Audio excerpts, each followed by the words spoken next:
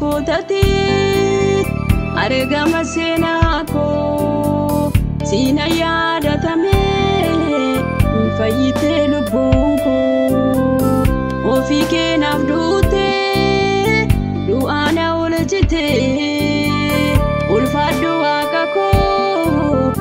yelona bararte ofike nafdute duana ulajite ulfadu akako yelona bararte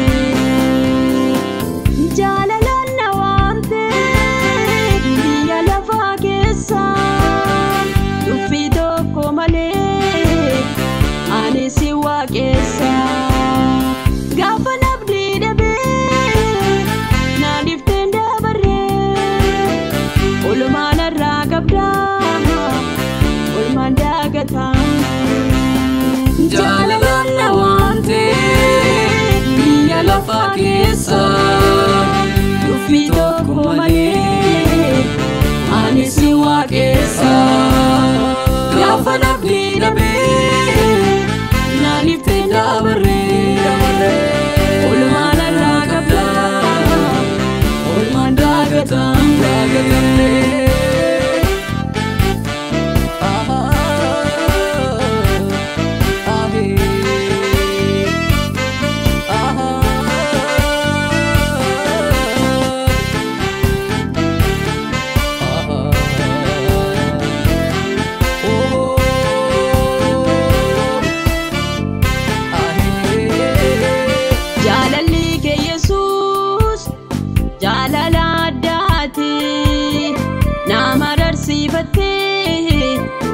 natti baste gati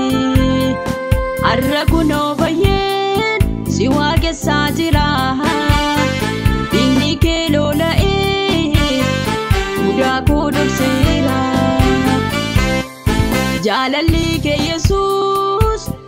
jalala dati namarar sibate natti baste gati arrakuno bayen siwa ke sajira inni ke lola muda ko doksira inni ke lola muda ko doksira inni ke lola muda ko doksira jalalana wante biya lafa kesa dufito komale ane siwa kesa gafana bdide be na diftenda bare ulmana ragabda ulmanda gata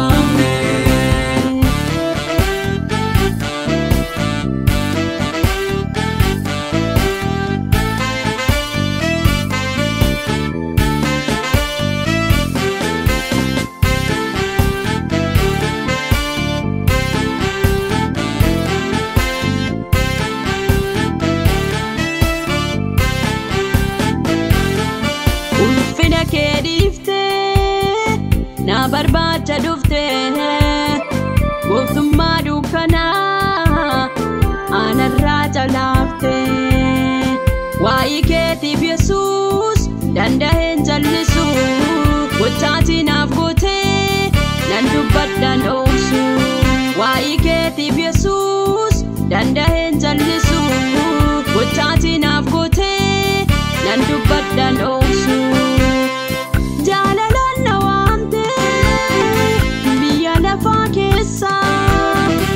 otosin intane